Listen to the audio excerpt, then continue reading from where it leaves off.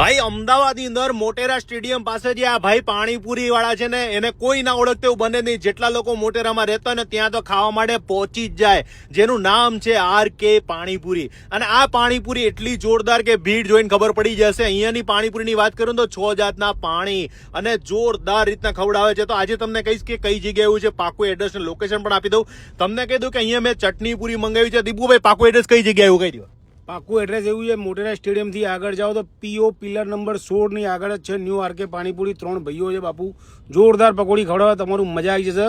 પણ ટાઈમ લાગશે, અડધો કલાક વેઇટ કરવો પડશે. હા, પણ તમને એટલું કહી દઉં ભાઈ, આ તો વાડકા આપી દે છે, ડુંગળી આપી દે, અને સાહેબ તમને જે પાણીપુરી ખવડાવે, હા, એક જ વાત કહી દઉં, એક પ્લેટમાં તો તમારું પેટ ભરાઈ જશે. અને જોરદાર પાણીપુરી ખાવા માટે તમારે પહોંચી જવાનું છે, કારણ કે આ પાણીપુરી મિસ ના કરતા.